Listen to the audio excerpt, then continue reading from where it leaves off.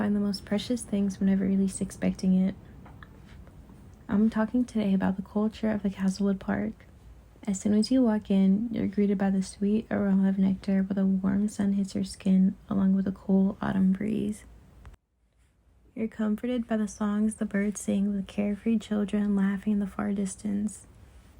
This is one of my favorite places to visit whenever I want to get out and recharge for a bit. You can't help but to come back after visiting once.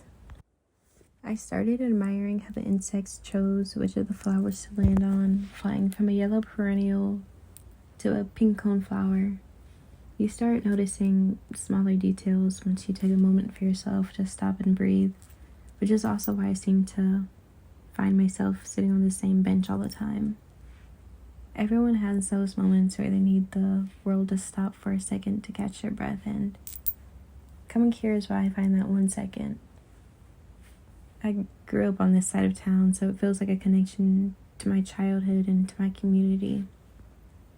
Each addition to the Castlewood Park is in some way, shape, or form bringing the community together, giving this park a warm, educational, and comforting culture. Whether it's to give people a common place to enjoy with one another, or by progressing to a safer environment for the families and children in the neighborhood. The Castlewood Park was built in the 1920s, so it's been around for a while.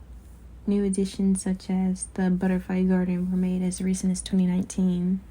The park has many different things open to the public, such as different baseball fields, a basketball court, an indoor gym, and is where the Loudon House resides, home to Lexington Art League. With so many activities, there's still so much that needs to be fixed.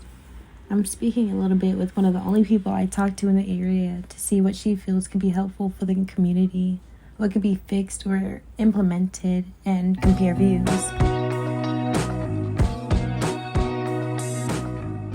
Hey everyone, so today I'm here with my neighbor Tara, and we're going to talk a little bit about the Castlewood community. So firstly, let's have you introduce yourself. Hello everybody, I'm Tara. I'm an accountant, I'm a mother of 2 crazy boys, and I'm also an artist, so I pretty much always have my hands full. Well, thank you for joining me today. So first question, how familiar are you with this community? Well, yeah, I see you here all the time. You're my neighbor. We come here all the time. I've lived here for over a decade, so I know this place like the back of my hand.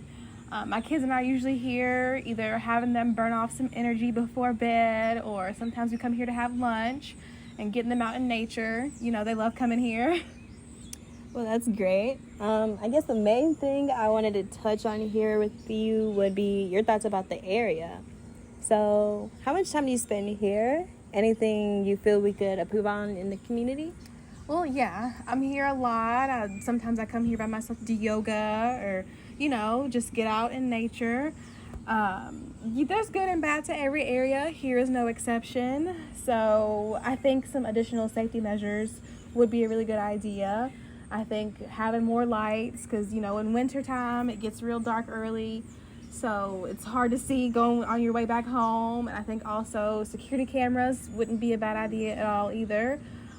Just anything can happen. Having footage could, you know, help save somebody's life or get someone back home safe. So I really think that wouldn't be a bad idea. You know what? I agree. We can never be too safe with things like that.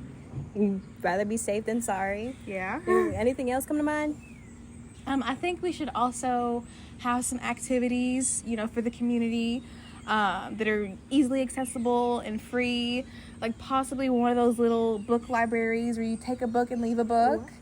And, you know, it's not the most affluent community, so it might be hard for some people to get to the library. Yeah. And having a spot where they can, you know, go read a book and take one, leave one. I think that would be really great. Or like an open garden area, you know, we could plant like community fruits or veggies, and that would give people like a hobby to do. They could garden, they could learn how to take care of our area, they could develop a passion for it, and that would also give them, you know, a place to have some fresh and free fruits and veggies for in case, you know, they don't have access to it. It's just right down the street. You see, I love both of those ideas. My mom loves gardening, so she'd probably be the first person to sign up for that. I'm sure she would. I see her here all the time. And the little library, that's so cute and convenient. It is. I think it would really And something help. the community can share. Mm-hmm. So thank you for chatting with me today. Of course. I'm glad you had me on here. Of course.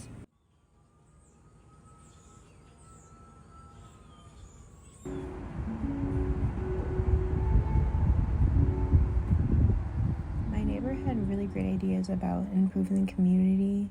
For the most part, she suggested new additions to the park, which wraps back to me saying each new addition to the park brings the community together. A little library in the garden is a cute idea. I'm actually obsessed with that. It's something that's convenient and shared by all of the neighbors, and those enjoy coming to the park. And the community garden too. There's something that keeps people engaged in their community while also getting in a good read, as well as, fresh vegetables.